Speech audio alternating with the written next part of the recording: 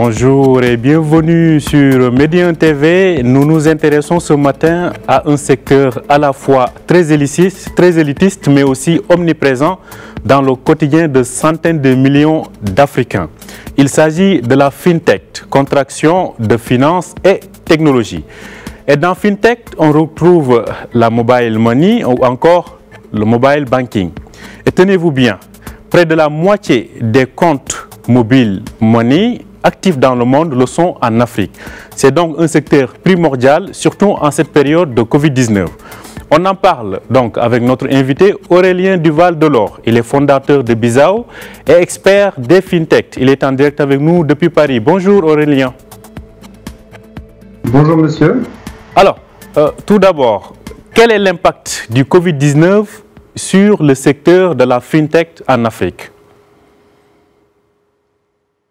Alors, merci pour cette question qui est vraiment en effet une actualité compliquée pour les populations, les gouvernements et qui paradoxalement est une période assez palpitante pour les FinTech parce que le Covid, comme vous le savez, est une maladie qui se propage activement par l'argent liquide et par le contact en fait entre les personnes. Or, le principe même des FinTech, c'est de se concentrer sur les services de paiement digitaux. Donc, comment digitaliser le paiement dans une période où les gens craignent d'utiliser l'argent liquide de l'enjeu des FinTech en ce moment. Mais cela dit... Oui. Pardon, excusez-moi, je vous laisse reposer une autre question. Non, c'est toujours la même question. En fait, quel a été l'impact du Covid-19? Est-ce que les gens ont davantage utilisé les moyens de paiement mobiles ou le contraire? Alors, il y a deux aspects dans cette question. Le premier, c'est que nous avons vécu dans différents pays d'Afrique des conditions sanitaires différentes, mais la réaction des gouvernements a été généralement de mettre en place des couvre-feux ou des confinements, ce qui a pour résultat de limiter les déplacements. Donc à ce niveau-là, il y a pu y avoir un danger sur l'utilisation du mobile money qui nécessite tout de même de se déplacer pour, comme vous le voyez à l'écran, déposer de l'argent dans un point de vente ou faire des retraits. Pour autant, une fois que vous êtes chez vous et que vous ne pouvez moins vous déplacer, c'est le moment d'utiliser votre téléphone et il se trouve qu'en Afrique, on a vécu une explosion de la pénétration du mobile et également du smartphone.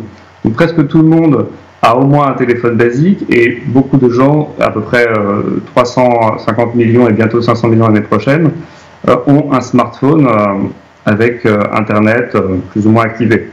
Ce qui signifie que vous pouvez commander à distance des biens et des services, vous pouvez payer des factures d'électricité et d'eau. Il y a beaucoup de services qui sont rendus possibles à distance grâce au mobile money. Et ça, c'est un usage qu'on a vu croître rapidement. Il reste encore énormément de choses à faire parce qu'il faut savoir qu'on est dans un marché embryonnaire, on va dire, du paiement digital. Il y a tout à faire.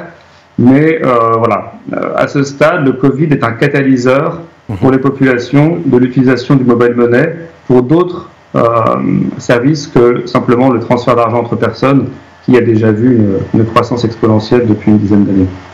C'est vraiment un phénomène important qui concerne tous les pays de l'Afrique du Sud au Nigeria, en passant par l'Afrique de l'Ouest.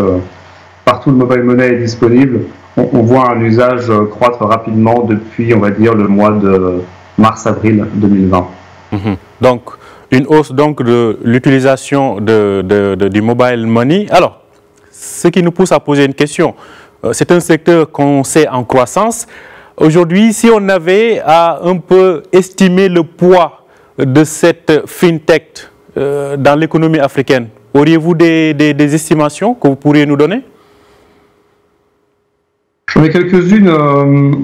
En réalité, donc, les taux de croissance sont importants et comme toute industrie naissante, si on s'attache au taux de croissance, on est impressionné par le taux de pénétration du mobile money ou par la croissance des échanges.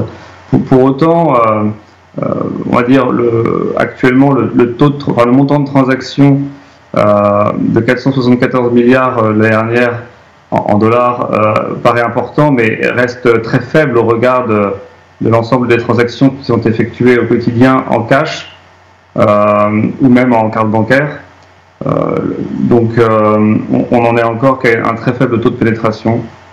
Il y a encore un volume énorme. Si vous êtes à Dakar, à Abidjan, à Lagos, à Kinshasa, voilà, vous trouvez des points mobile money à peu près partout, mais pour autant, quand vous allez chez un commerçant, il est assez rare de pouvoir payer avec son compte mobile money, contrairement à ce qu'on peut observer au Kenya, qui est vraiment un pays leader dans ce domaine et qui a une maturité bien plus élevée que tous ses voisins.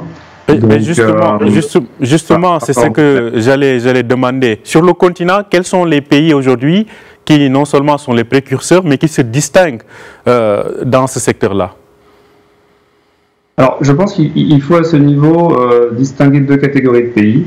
Ceux qui ont un taux de pénétration bancaire relativement élevé, on va dire relativement parce que c'est très différent de ce qu'on peut observer dans d'autres pays émergents comme l'Amérique latine, l'Asie.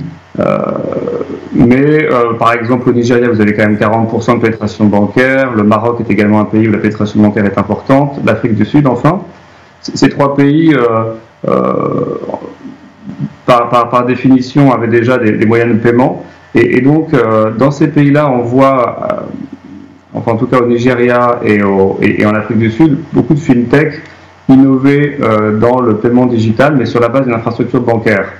Et vous avez une autre catégorie de pays, on va dire c'est plutôt le reste du continent, dans lesquels l'infrastructure bancaire est relativement moins développée. Vous avez à peu près 10 à 15% de pénétration des services financiers bancaires dans la population, ce qui signifie que 85% des gens n'ont pas accès aux services financiers de manière historique. Et dans ces pays-là, c'est le mobile money qui est la voie de l'avenir et qui devient dès à présent le moyen de paiement et plus que ça, l'accès aux services financiers pour les populations. Et dans cette catégorie de pays à mobile money, on va dire, vous avez le Kenya, qui est le précurseur depuis longtemps grâce à M-Pesa, service développé par Safaricom, l'opérateur Safaricom. Et ce service qui pour autant ne s'est pas très bien encore exporté dans les autres pays où Vodafone est présent. Et donc vous avez assez peu d'exemples de pays dans lesquels le mobile money est devenu vraiment, comme on dit en anglais, mainstream. Il y a beaucoup de comptes mobile money en Afrique de l'Ouest, en Afrique centrale, c'est là où on observe la plus forte croissance, à peu près 50% de pénétration du mobile money, mais pour les usages transfert d'argent entre personnes principalement. Voilà, la subdivision assez rapide de la cartographie du continent africain est compliquée. Hein. J'essaie de résumer ça en quelques minutes. 54 pays, c'est vraiment 54 réalités différentes. Pour autant, voilà, on peut dire qu'il y a le monde bancaire, le monde télécom, mobile money. Et dans le télécom, mobile money, le Kenya en tête et les autres pays qui essayent de reproduire un modèle avec plus ou moins de succès. Je pense qu'on peut observer que le Ghana est en train de suivre la direction du mobile money et peut-être le pays le plus mature à ce sens en Afrique de l'Ouest. Alors, cela dit, dans les pays qui accusent encore du retard, quelles sont les causes de ces freins qui empêchent en fait à la fintech, au mobile money de se développer? Alors, en fait, c'est-à-dire que ces freins sont de plusieurs ordres. On va commencer par le soutien des banques centrales à un dispositif d'interopérabilité qui permet qu'une entreprise, quand elle accepte les moyens de paiement, elle puisse accepter facilement l'ensemble des moyens de paiement, ou qu'un client, quand il envoie de l'argent à quelqu'un, il puisse l'envoyer sur n'importe quel compte mobile money. Ce principe d'interopérabilité qui est au cœur du système bancaire n'est pas encore mature au niveau des opérateurs télécoms qui eux-mêmes ne sont pas interopérables avec les banques. Donc au niveau de l'Afrique de l'Ouest ou de l'Afrique centrale, il y a assez peu d'interopérabilité, donc c'est vrai que c'est un frein. Alors c'est aussi une opportunité pour les fintechs puisque nous-mêmes nous construisons une infrastructure en connectant l'ensemble des opérateurs et des banques et de fait on participe à cet effort d'interopérabilité. Mais voilà, c'est un frein parce que ça prend du temps et que c'est compliqué. Ce sont des travaux assez titanesques de connecter l'ensemble des opérateurs et des banques. Et donc voilà, tant que c'est pas complètement fait, ça réduit un petit peu l'impact. Pour autant, ça progresse très vite. Les banques centrales d'Afrique centrale et d'Afrique de l'Ouest sont très mobilisées sur ce sujet. Au Maroc, l'interopérabilité a été mise en place dès le début par la Banque centrale. Donc on voit qu'on est dans la bonne direction. C'était le premier point. Après, d'autres freins existent, notamment le fait que la plupart des marchands sont à convaincre encore pour qu'ils acceptent les moyens de paiement digitaux. Aujourd'hui, vous le montrez encore à l'écran, les populations utilisent le cash. Voilà. Il faut que chaque point de vente se convertisse à un moyen de paiement digital. Il faut que les entreprises se transforment digitalement pour qu'elles acceptent des paiements à distance. Voilà, tout ça est en cours, en forte croissance, mais prend du temps. On est dans une révolution assez complète de l'économie à ce niveau-là. Alors, on sait qu'aujourd'hui, la FinTech constitue un catalyseur pour l'accélération ou le renforcement ou l'augmentation du taux de bancarisation en Afrique. En Afrique, globalement, aujourd'hui, on est entre 5 et 15% de taux de bancarisation en moyenne. Cela dit, quel rôle, selon vous, il faudrait davantage jouer pour encore rehausser ce taux de bancarisation sur le continent? Je pense qu'en réalité, le mouvement qui est en train de se passer, c'est que tout le monde crée un compte mobile money, ou presque, et que ce compte mobile money devrait permettre d'avoir accès à un compte bancaire. À ce niveau-là, il y a encore des évolutions de la réglementation qui sont nécessaires. Ce qu'on a pu voir en Afrique de l'Ouest, c'est que Orange est devenu une banque, notamment en Côte d'Ivoire, et qu'il y a un pont évident entre son parc d'abonnés mobile money et les clients qui vont créer des comptes en banque. Donc je pense qu'il faut absolument faciliter ce lien entre le compte mobile money et la banque. On peut aussi parler de mobile banking qui doit se faire à la fois par application mobile, ce qui est le cas, mais également par USSD, ce qui est rarement le cas. C'est une transformation digitale que les banques doivent opérer avec le soutien des opérateurs et des banques centrales, de façon à ce que les populations accèdent à leur compte bancaire également par USSD, ce qui est en fait en gros une technologie qui fonctionne sur un réseau 2G avec un téléphone extrêmement basique. Ce qui signifie que même en zone rurale, on pourrait consulter son compte bancaire, faire des opérations, etc. Donc il y a un mouvement de transformation à réaliser à travers l'écosystème, en faisant collaborer banques centrales, les banques et les opérateurs, et mettre à disposition ces services pour toutes les populations, et non pas que les clients qui ont des smartphones, de la data et une application mobile. Alors, vous êtes un acteur, hein, un des premiers acteurs donc, de la FinTech sur le continent. Vous suivez bien les évolutions. Cette année, 2021, marque donc l'application ou l'entrée en vigueur de la zone africaine de libre-échange continentale. L'objectif, c'est de renforcer donc, le commerce intra-africain. Selon vous, comment la FinTech, tout votre univers, votre écosystème pour contribuer à renforcer donc, ce taux ou le commerce intra-africain? Tout à fait, c'est une avancée majeure au niveau du continent, puisque historiquement les pays africains étaient très concentrés sur l'import-export avec le reste des pays du monde, mais on sait qu'en réalité il y a un potentiel énorme au niveau local, et que par exemple chez Visa, auprès de nos clients sont généralement des entreprises locales qui opèrent dans plusieurs pays. Et la problématique qu'ils ont historiquement, c'est en effet d'avoir une facilité de mouvement de leurs biens et services entre les différents pays africains, au-delà des zones monétaires qui ont été mises en place. Donc cet accord va permettre de fluidifier les échanges. Pour autant, il faut également fluidifier les paiements. Et c'est là que nous pouvons intervenir, puisque de par l'infrastructure multi-pays, multi-régionale que nous avons déployée, on peut par exemple permettre à une entreprise camerounaise de vendre ses services en Côte d'Ivoire et vice-versa, ce qui aujourd'hui est encore extrêmement difficile sans accord de libre-échange et sans technologie d'acceptation des moyens de paiement, on va dire, multi-pays.